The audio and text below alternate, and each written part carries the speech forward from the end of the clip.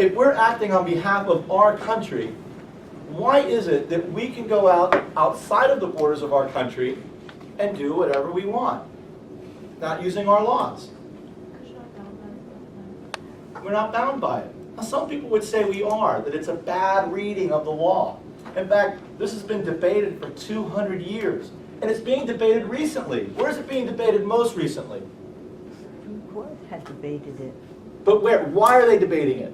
What's going on in our country right The now? whole terrorism thing. The whole terrorism thing, right? It seems like Law Day 2010 arrived at just the right time. Presenters at the annual conference, designed to educate students about specific aspects of the law, drew from current headlines and issues to dissect America's Bill of Rights and illustrate its importance. On May 12th, nearly 170 students and teachers from across the state came to the Sheppard Pratt Conference Center in Baltimore. Analyzing the first 10 amendments to the United States Constitution could have stranded students in just another tired history classroom. But the volunteer lawyers that presented this year's educational sessions kept the conversation lively. A.J. Bolito de Luna demonstrated how the Fourth Amendment is applied to terrorism cases, as well as Arizona's controversial new immigration bill. I use the Arizona law, the new SB 1070, as a way that maybe by looking at that law, is there some application of the Fourth Amendment that can be put towards that bill, or should it be offended by SB 1070? And I just used how I thought you can attack SB 1070 from a Fourth Amendment point of view, whether or not a police officer can in fact come forward and demand, just based on the color of your skin or the tone of your voice, whether or not you have to prove that you're an American citizen, and what rights do they have, the police have, in searching you if you choose not to obey.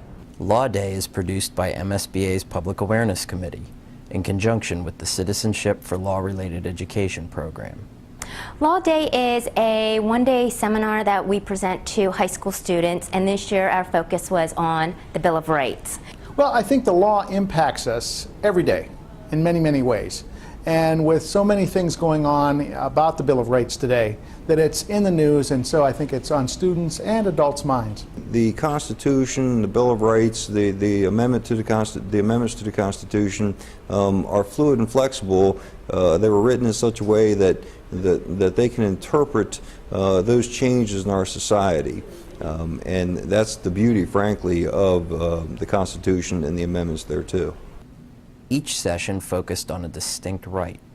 So they had, under the Sixth Amendment, a right to counsel. Why is that an important aspect? You're thinking, why should we as a society provide lawyers for people charged with crimes? If prayer occurred during your work hour, during your class, and you were running out of your class to go pray, then there would be a balancing test that the court would look at and say, this can't happen. We're not attempting to abridge your rights in the exercise of your religion, but you have a responsibility to balance that with your duties as a teacher. Attorney William McComas discussed the Internet's impact on the Bill of Rights, as well as hidden online dangers that pose risks for today's youth.